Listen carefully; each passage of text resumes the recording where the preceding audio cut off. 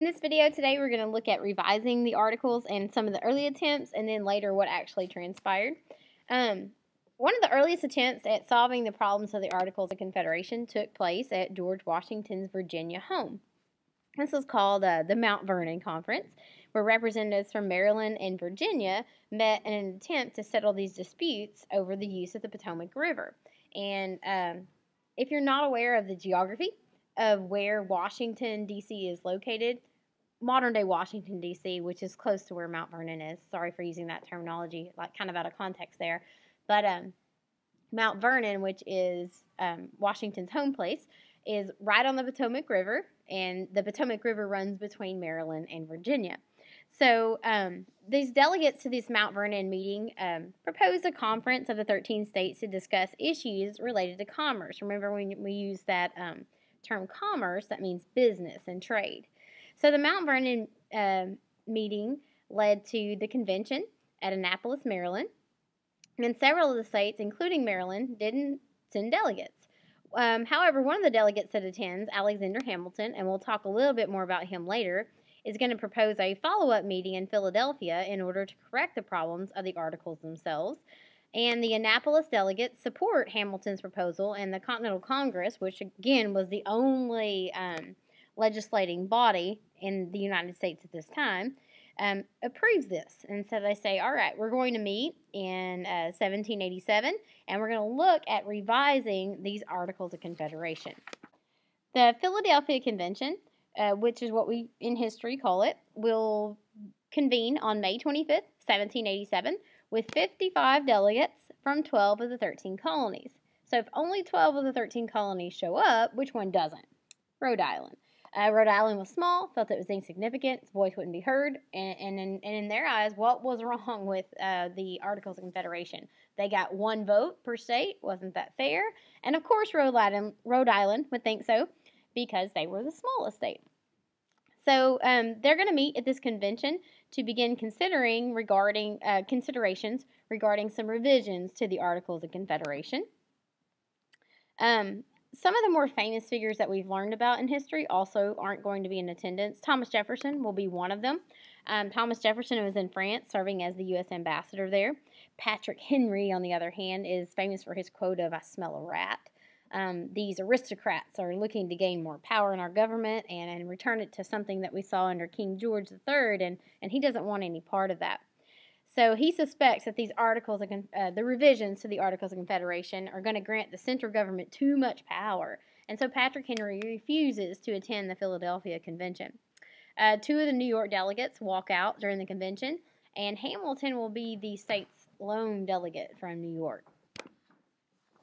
So what are the demographics of this Philadelphia Convention? And we've already hinted at the aristocrats weren't really happy. And when I say aristocrats, I mean the top percentage of people here in the colonies, the landowning, the wealthiest, weren't happy with the Articles of Confederation because they felt it was jeopardizing their property, and that if these farmers became too unhappy, that they were going to have to be taxed, and they didn't have to want to pay bigger taxes.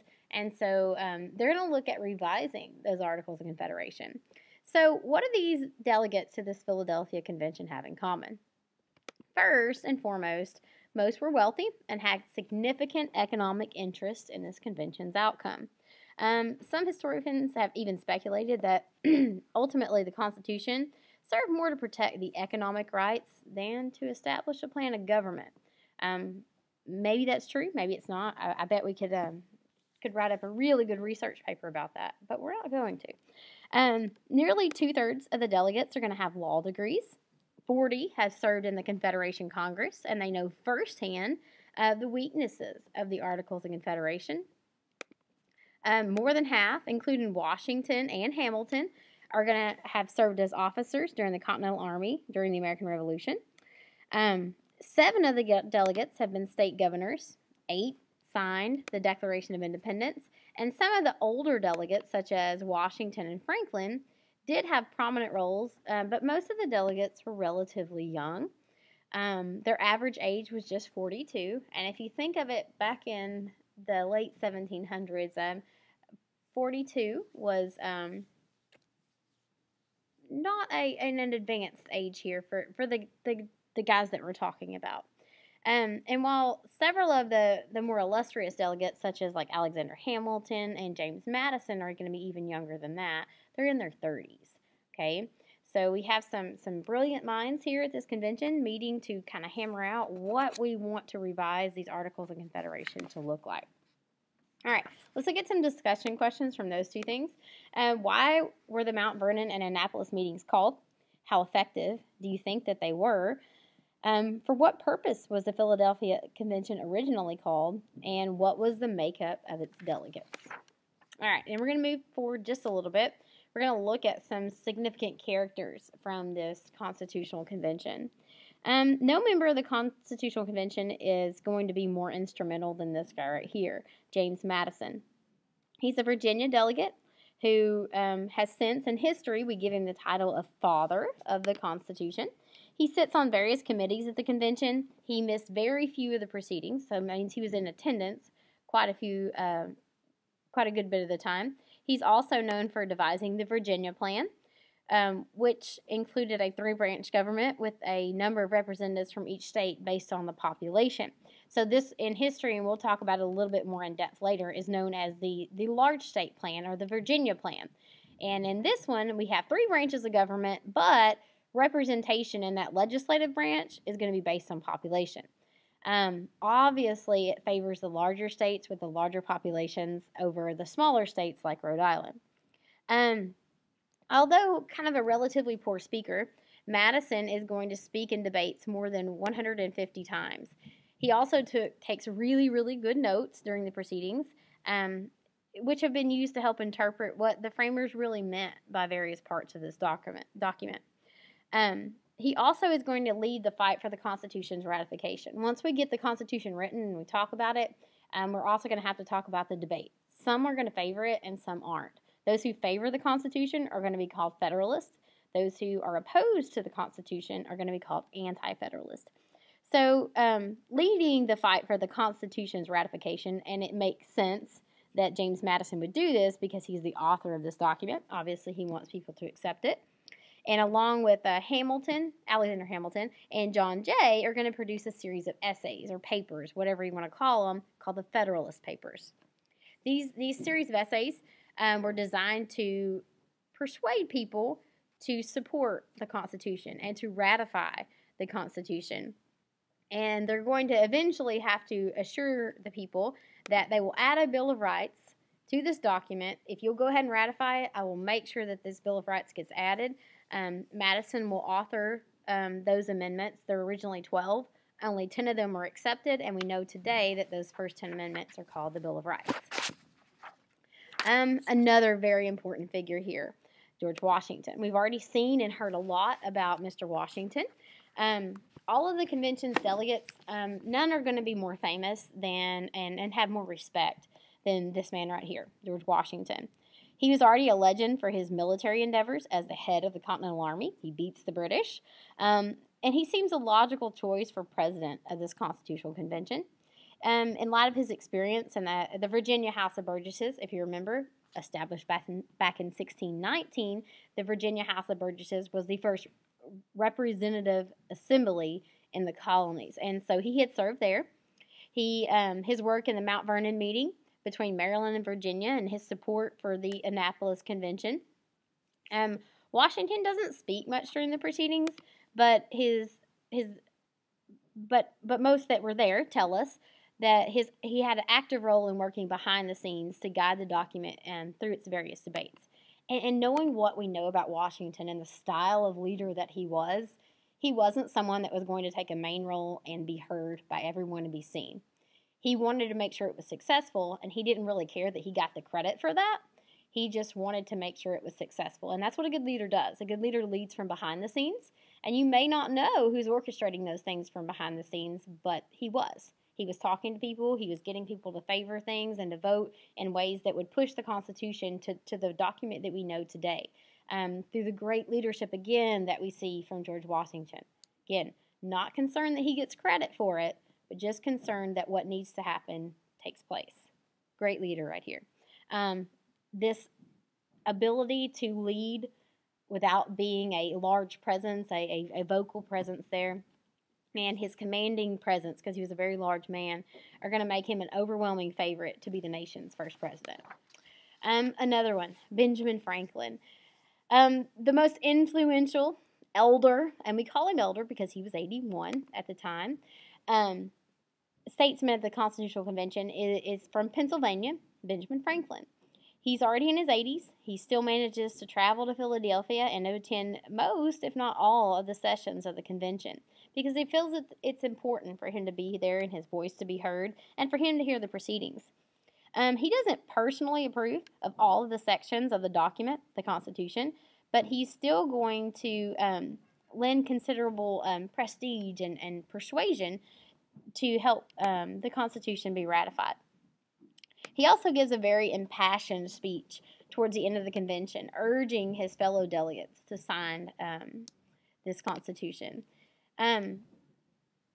He's also known for his brief Rising Sun speech, which was given at the end of the convention, and noting that the sun painted on the back of the Philadelphia Convention President Washington's chair, Franklin supposedly noted that other delegates the difficulty for an artist to definitively portray a rising or a setting sun, and Franklin, too worn out by this time to deliver his own speech, asked a fellow delegate to remark that Franklin had the happiness to know that this new nation is a rising and not a setting sun. So that's the context of his famous Rising Sun speech.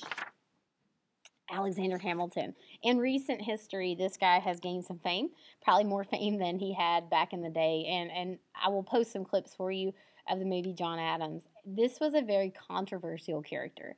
Alexander Hamilton, and we're going to talk more about him when we talk about the early republic and the creation of the first two political parties, because the polar opposites between him and Jefferson are what's going to create those first two political parties.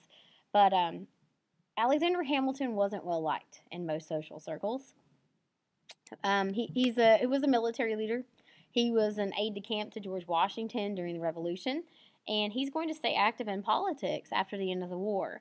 And he attends the Annapolis Convention, even though it fails. He proposes that the delegates meet in Philadelphia to correct the problems with the Articles of Confederation. And so Hamilton, the convention's only remaining delegate of New York after the other two walk out, are going to be among those who advocate for a very strong central government. And this is what makes him a polar opposite of Jefferson. Jefferson's going to advocate for a weak central government. Hamilton advocates for a very strong central government. So during this convention, Hamilton characterized both the Virginia plan and the New Jersey plan for representation as insufficient. He says the Virginia plan is a large state plan, gives too much power to the large states. The New Jersey plan is a small state plan, gives too much power to the smaller states. And so he's going to insist that we have to have a compromise to kind of bridge the gap between these two plans. And we know in history that Roger Sherman's Connecticut Compromise is going to give us that compromise between the two. Again, I'm referencing it now, but we're going to talk about it in detail later. So after the convention, Hamilton led the New York State ratification fight. He co-authored The Federalist, a series of essays, newspaper editorials in favor of the Constitution, along with James Madison and John Jay. And after ratification, Washington is going to appoint Hamilton as the nation's first Secretary of the Treasury. Now, some of the things he does there are going to be extremely controversial, leading to Thomas Jefferson resigning from his office of Secretary of State. So let's look at Roger Sherman. Roger Sherman was from Connecticut. He was one of only two delegates to the Philadelphia Convention who was a signer of the Constitution, Declaration of Independence, and the Articles of Confederation. He had been a member of the Committee of Five, appointed to write the Declaration of Independence. We know that Thomas Jefferson eventually writes the document, but he was on the committee to look at Thomas Jefferson's work. He proves himself to be instrumental at the Constitutional Convention when he gives us the Connecticut Compromise, or what we also call in history the Great Compromise, which creates the form of government we have today. It's going to settle this representation controversy between the small and the large states. And after the convention, Sherman is going to lead the fight for ratification in Connecticut. in order to approve the Constitution. He'll later serve in both houses of Congress in the late 1780s and the early 1790s. Gouverneur Morris. All right, let's look at Gouverneur Morris for just a second. He's going to serve alongside Benjamin Franklin as a delegate from Pennsylvania to the Pennsylvania Convention, or to the Philadelphia Convention. He's going to speak more often than any other attendee at this convention. His direct contributions to the Constitution include the preamble and the obligation of contracts clause in Article 1, Section 10, which limits state power. Morris is going to believe in a very strong central government run by an aristocracy, and that only property owners should be allowed to vote. After the convention, Morris is going to serve as the U.S. ambassador to England and replace Thomas Jefferson as the U.S. ambassador to France. He will later serve in the U.S. Senate. So what points of agreement do we have here? Well, the delegates to the convention found at the onset that they agreed on some issues. Simple revisions to the Articles of Confederation are not going to solve our problems.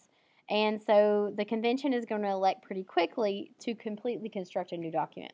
That our first draft, this Articles of Confederation, are terrible. We can't edit these, and so we're going to start over. And the new the new Constitution must be written down so that later generations could interpret the meaning of specific articles or clauses. We can thank these guys for this today. They wrote our Constitution so we can refer back to it and we can study it in history. Also that this document should establish a republican form of government. In the delegates' view, the people could not rule both directly and effectively. If we allow the people too much power, it's not going to be effective. And so we're going to take some of that direct rule from the people away. And we'll talk about the two different types of a democracy that we have. So, but instead of one vote for representatives who would handle the duties of government. And so they're going to advocate for a representative form of government rather than a direct form of government. So government as a whole must be limited. The central government should have sufficient power to carry out its duties, but not enough power to overly limit the authority of the states. And again, we're going to harken back to the Magna Carta here, and that we limit the power of the central government. So remember, the Magna Carta limited the power of King John in 1215. Well, they're going to agree that just like the Magna Carta limited the power of King John, we're going to need something to limit the power of the government so it doesn't get too powerful. Also, that each branch of government should have certain exclusive functions. So the executive branch, the judicial branch, and the legislative branch each have powers that they are responsible for and that they don't cross lines. We call this separation of powers. But at the same time, they're going to exercise specific checks and balances over the other two. So for every power that the legislative branch has, the executive and the judicial branch can check those powers. And that just means that they can't be too and all-powerful. Also, the proceedings of the convention must be kept secret. By doing so, they felt that no delegate could gain a political advantage or feel threatened by speaking his mind. And this was kind of important during that time. It was also extremely hot in Philadelphia. They're going to work all through the summer of 1787. They're going to close the windows so that people walking by on the street aren't going to hear the proceedings going on, and so that no one's intimidated to talk. And imagine, like, this is pre-deodorant ages, so imagine what the smell in that room was probably like on most days. All right, what issues are they going to try to resolve? Well, the first is, what powers should the government have? And while the delegates are going to agree on several fundamental issues, some important questions are going to still remain. One of those is going to deal with, what power should the central government be granted? Most are going to agree that the government needs to have sufficient power to carry out the duties assigned to it by the Constitution. However, this is going to require the states to relinquish some of those sovereign rights that they've enjoyed under the Articles of Confederation. And the national government was given the power to make money. We call that coining money, as well as to regulate interstate commerce, the business that happens between the states. And this required the states to give up powers, which traditionally had been theirs under the Articles of Confederation. However, the states didn't seem to overly object to this. And the idea of a social contract is that we give up some powers in order to get the protection and to get more rights and better government in the long run. And so that's what the states feel like they're doing. The second question is going to be, it's going to require some debate and later some compromise. Delegates from big states, the larger states, are going to realize that representation based on population is going to put them in a position of advantage in this new legislature, which they see as a benefit. Obviously, the smaller states don't see it that way. They envision themselves being marginalized and dominated by these big states, and so they want to kind of advocate for themselves. Hey, why can't every state just have one vote and it all be equal? The rule that was established under the Articles of Confederation is something that they're going to favor. Neither side is going to be willing to grant the wishes of the other, and it's going to become obvious that only compromise is going to settle this issue. And sometimes, you have debates and arguments with your friends, and you have to figure out the middle ground. Like, I'm going to give a little bit, you're going to give a little bit, and we're going to meet in the middle, and we're going to solve this issue. So at the convention, the larger states are already submitted their plan for allowing representation based on population. We call that the Virginia Plan. And the smaller states are going to write their own plan called the New Jersey Plan. And in history, we know that Connecticut steps in, authors the Connecticut Compromise, which gives us that great, or Connecticut Compromise, whichever you want to refer to it as, that eventually solves this issue. All right, some discussion questions really quickly, and we will move on. So on what points did the Philadelphia Convention delegates agree to at the start of the convention? What basic questions of government did the convention have yet to address? Which of these do you feel was the most important, and why? All right, if you'll answer those questions in your notes, we will talk about those in class. Hope you enjoyed the video. Have a great night.